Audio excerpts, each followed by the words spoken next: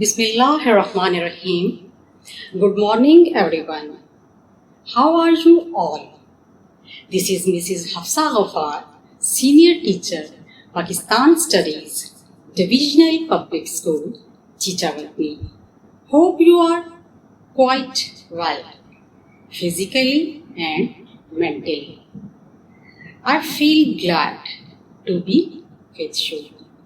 Dear students, جیسا کہ آپ جانتے ہیں کہ اس وقت پورا ملک کرونا وائرس وبا کی لپیٹ میں ہے اور کرونا وائرس وبا کی وجہ سے پورا ملک جزوی طور پر لاک ڈاؤن کا شکار ہے. یہ لاک ڈاؤن آپ کی تعلیم کے آڑے نہ آئے، اس سلسلے میں ہم نے آپ کے آن لائن لیکچرز کا سلسلہ شروع کیا ہے. امید ہے کہ ہماری یہ کاوش آپ کو پسند آئے گی اور یہ آپ کے لیے ممد و معاون ہوں گے. تو آئیے آج کے سبق کا باقاعدہ آغاز کرتے ہیں. ہمارا آج کا ٹاپک ہے پاکستان کے خارجہ تعلقات. جماعت اہم باب نمبر 6. پاکستان براعظم ایشیا کے جنوب میں واقع ہے جو زرخیز زمین، پہاڑوں، دریاؤں اور خوبصورت وادیوں کا ملک ہے. اس کی مشرقی سرحد بھارت، شمالی سرحد چین اور مغربی سرحد افغانستان اور ایران سے ملتی ہے، جبکہ جنوب میں بحیرہ عرب واقع ہے. پاکستان کی خارجہ پالیسی کے مقاصد. طلباء، ایک ریاست دوسری ریاستوں سے تعلقات کے قیام میں کچھ بنیادی اصولوں اور مقاصد کو پیش نظر رکھتی ہے. اس حوالے سے پالیسی جو وہ بناتی ہے وہ اس کی خارجہ پالیسی کہلاتی ہے. پاکستان کی خارجہ پالیسی کے مقاصد ذیل ہیں.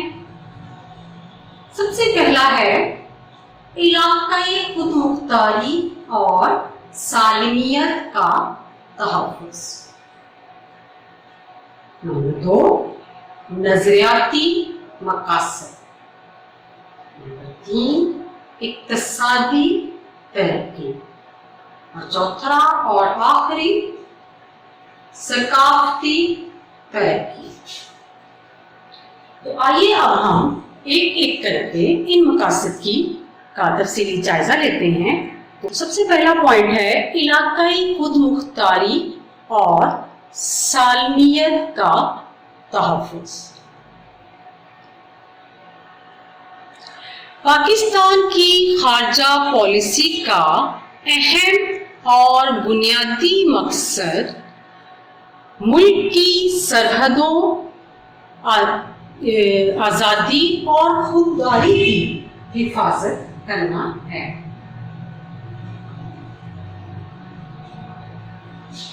پاکستان دنیا کے نقشے پر ابھرا تو ضرورت تھی کہ اس کی سلامتی و تحفظ کا مناسب بندوبست کیا جائے. لہذا پاکستان نے ملکی سلامتی کو خارجہ پالیسی کی بنیاد بنایا اور بیرون ممالک کے ساتھ تعلقات میں قومی سلامتی کو ہمیشہ اہمیت دی. آج بھی پاکستان کی خارجہ پالیسی میں قومی سلامتی بنیادی نصب العین ہے. پاکستان دوسرے ممالک کی علاقائی سالمیت کا احترام کرتا ہے اور دوسرے ممالک سے بھی یہی توقع رکھتا ہے کہ وہ بھی پاکستان کی قومی سلامتی کا احترام کریں. پاکستان نے ایٹمی دھماکہ کیا تو ملک کی سلامتی کے پیش نظر پاکستان نے بھی اپنی قوت کا مظاہرہ کرتے ہوئے ایٹمی طاقت ہونے کا ثبوت پیش کر دیا. طلباء، اس کا ہم گزشتہ لیکچرز میں तस्करा कर चुके हैं तफसील से कि जब भारत ने 1974 में एटमी धमाके किए तो खित्ते में अमन का तवाजुन बुरी तरह से बिगड़ गया। तो पाकिस्तान ने भी फिर इस ज़रूरत महसूस की कि उनके भी पास अपने एटमी हथियार होने चाहिए जो अपने दिफा के लिए इस्तेमाल कर सकें। तो जुल्फ़िकार अली भुट्टो ने डॉक्टर अब्दुल कदीर खान की खिदमत देखते हुए पाकिस्तान में ये सिलसिला शुरू किया, लेकिन वो खातिर खा कामयाबी ना हासिल कर सका।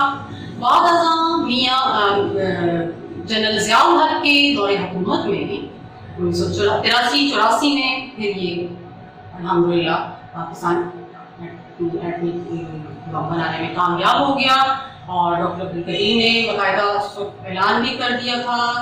जनरल ज़ियाउल हक भी करने ही जा रहे थे अनाउंसमेंट, लेकिन अमेरिका अफगानिस्तान में जो जंग की वजह से फिर वो उन दिनों वो खामोश हो गए थे। तो ये कि पाकिस्तान में यानी एटमी ताकत हासिल करके खित्ते में ताकत का तवाज़ुन बराबर कर दिया। तो पाकिस्तान अक़वाम मुत्तहिदा के चार्टर का पाबंद है और ताकत के इस्तेमाल के खिलाफ आईनी मुहिम में शरीक है। इससे अगला पॉइंट है नजरियाती मकासद। पाकिस्तान में नजरिए और खारजा पॉलिसी का चोली दामन का साथ है। पाकिस्तान एक नजरियाती मुमलिकत है और इसकी बुनियाद नजरिया इस्लाम है। ये एक ऐसा मुल्क जो एक नजरिए की बुनियाद पे, नहीं कोई हादसाती तौर पे वजूद में नहीं आया कि चंद अफराद या ग्रोह या ग्रुप ने इकट्ठे एक जैसे ख्याल उनके जहन में आया, एक जैसा सोच फिक्र आई और वो इकट्ठे हो गए, बल्कि इसकी पीछे एक बुनियाद है जो कि वो बुनियाद क्या है? वो बुनियाद नजरिया इस्लाम है। लिहाजा पाकिस्तान एक नजरियाती मुमलिकत है। पाकिस्तान की खारजा पॉलिसी का अहम मकसद इसकी नजरियाती सरहदों का तहफ़्फ़ुज़ है, यानी कोई ऐसा इक़दाम ना उठाया जाए या पाकिस्तान किसी को भी ऐसा इक़दाम उठाने की इजाज़त नहीं देता कि जिससे इसकी नजरियाती सरहदों को खतरा हो। पाकिस्तान का इस्तेहकाम भी नजरिया पाकिस्तान के तहफ़्फ़ुज़ में मुज़मर है। ये अपने नजरिए का तहफ़्फ़ुज़ इस्लामी ममालिक के साथ बेहतर ताल्लुकात कायम करके ही कर सकता है। लिहाजा पाकिस्तान ने हमेशा इस्लामी ममालिक के साथ बेहतर ताल्लुकात इस्तवार किए। इसके तीनों दसातीर या तीनों आइन या तीनों कॉन्स्टिट्यूशन, जो कि पहला 1956 में बना पाकिस्तान बनने के 9 साल के बाद, और दूसरा 1962 में अयूब खान का बनाया हुआ आइन, और तीसरा जुल्फ़िकार अली भुट्टो ने 1973 में आइन में नाफिज किया। तो ये तीनों दसातीर जो पाकिस्तान के हैं उनमें इस्लामी मुल्कों के साथ करीबी ताल्लुकात पर जोर दिया गया है। इसके अलावा अजीज तलबा, पाकिस्तान ने इस्लामी कॉन्फ्रेंस की तंजीम, इक्तिसादी ताउन की तंजीम के क़याम में अहम किरदार अदा किया है। दुनिया में जहाँ कहीं भी मुसलमानों को मसाइल पेश आए, पाकिस्तान ने उनकी हर मुमकिन मदद की। चंद मसाइल भी आपसे शेयर कर दूं, जैसे कि मसला फ़लस्तीन, मसला कब्रस, मसला बोस्निया, मसला कश्मीर, मसला इथियोपिया, मसला अफगानिस्तान और मसला इराक बतौर खास काबिल जिक्र है। तो हमारा तीसरा पॉइंट है इक्तिसादी तरक्की, इकोनॉमिक डेवलपमेंट।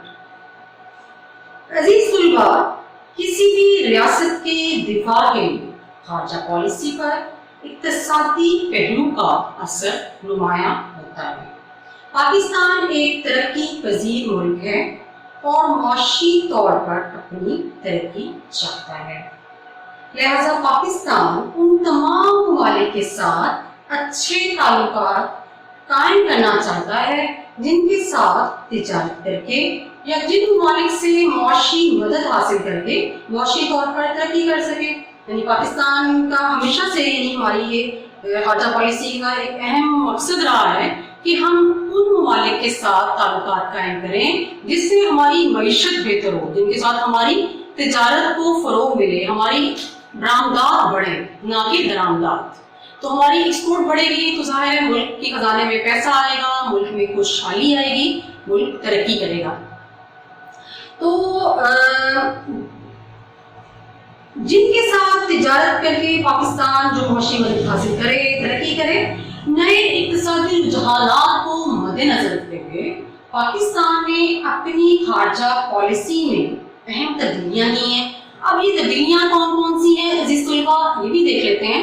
सबसे पहली बात तो ये कि पाकिस्तान ने एक आज़ाद तिजारत, आज़ाद इक्तिसादियात और निजकारी को अपनाया, यानी कि ट्रेड बिल्कुल आज़ाद होगी, इसमें कोई किसी किस्म की पाबंदी नहीं होगी, कोई किसी किस्म का सैंक्शन नहीं होगा, आज़ाद इक्तिसादियात। और इसी तरह यानी पाकिस्तान निजकारी को या प्राइवेटाइज्ड जो है करने को पाकिस्तान ने तब्दीली की अपनी खारजा पॉलिसी में कि मुख्तलिफ शोबों को प्राइवेटाइज कर दिया गया कि जो कि हुकूमती खजाने पे बोझ थे उनको बेच दिया गया और उनको ताकि वो हुकूमती खजाने में पैसा आ सके। तो इसके अलावा पाकिस्तान जो मगरबी ममालिक हैं उनसे भी करीबी राब्तों का एक कहने की वजह है हमारी जो हमें इक्तिसादी इमदाद मिलती है, जिससे मुल्क चलता है। अमेरिका और मगरबी दुनिया से दोस्ती की एक बड़ी वजह इक्तिसादी ताउन है। पाकिस्तान को अमेरिका और मगरबी दुनिया के लिए करीब ले गया है। आज का हमारा आखिरी पॉइंट है सकाफती तरक्की। पाकिस्तान की खारजा पॉलिसी पर मुख्तलिफ सकाफती अवामिल का हमेशा असर रहा है। दूसरी अक़वाम की तरह पाकिस्तानी कौम को भी अपनी सकाफत की हिफाजत उजागर करने के लिए करने का हक है। पाकिस्तानी सकाफत, आप यकीनन ये बात जानते हैं कि इस्लामी इक़दार का आइनादार है। हमारे यहाँ हमारी जुबान, हमारा रहन सहन, हमारा हर चीज़ें, हमारी रस्म और रिवाज, हमारे उठने बैठने, खाने के तरीके, हर चीज़ में इस्लामी इक़दार नजर आती है। इवन कि हमारा देखें, हम वो लिबास पहनेंगे जिसकी हमें हमारा मजहब इजाज़त देता है, हम वो जुबान बोलेंगे, हम वो खुराक खाएंगे कि जिसकी हमें हमारा मजहब इजाज़त देता है। जैसे इस्लाम में अगर शराब को हराम करार दे दिया गया तो वो शराब पीना हराम है, वो हमारा कल्चर है, हमारी एक इस्लामी इक़दार है।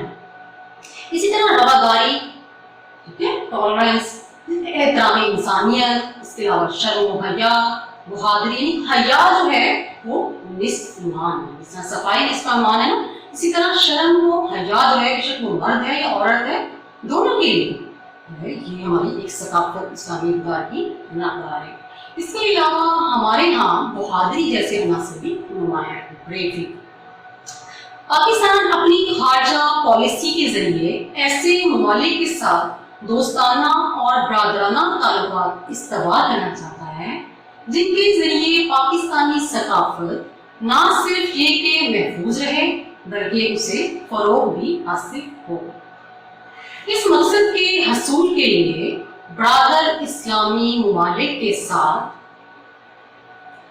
पाकिस्तान ने तरह के सकाफती ताल्लुकात बढ़ाए हैं और इन रियासतों के दरमियान सकाफती वफूद के तबादले अमल में लाए जाते हैं और दूसरे ममालिक में पाकिस्तानी लिबास, दीगर अशिया पसंद की जाती हैं और इसी तरह रियासतों के दरमियान अवाम में यानी कह लें कि सकाफत की सतह पर ताल्लुकात मजबूत होते हैं।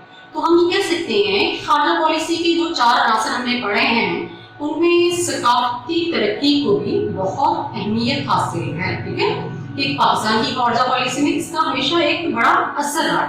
पाकिस्तान के हमसाया ममालिक के साथ ताल्लुकात। تو اس میں ہم پاکستان کے جو بھی ہمسایہ ممالک ہیں ان کے بارے میں پڑھیں گے ایک ایک کر کے. تو اسی سلسلے میں آج ہم سب سے پہلے جس ملک کے بارے میں پڑھ رہے ہیں اس کے بارے میں کہا جاتا ہے کہ پاکستان اور چین کی دوستی ہمالیہ سے بلند اور سمندر سے گہری ہے. چین پاکستان کا وہ ہمسایہ ملک ہے جس نے ہر مشکل گھڑی میں پاکستان کا ساتھ دیا. تو آئیے اس ٹاپک کو تفصیل سے پڑھتے ہیں. پاک چین تعلقات. عوامی جمہوریہ چین پاکستان کا عظیم ہمسایہ جس کی سرحدیں پاکستان کے شمالی علاقوں سے ملتی ہیں. 1949 میں عوامی جمہوریہ چین کے قیام کے چند ماہ بعد ہی پاکستان نے اسے تسلیم کر لیا. 1954-55 میں پاک چین تعلقات کا آغاز ہوا اور دونوں ممالک دوستی کے رشتے میں بندھ گئے. دونوں ممالک کی دوستی عوام کے پرخلوص جذبوں پر قائم ہے. دونوں قوموں کے درمیان دلی ہم آہنگی موجود ہے. امن اور جنگ دونوں زمانوں میں چین بہت ہی قابل اعتماد دوست ثابت ہوا ہے.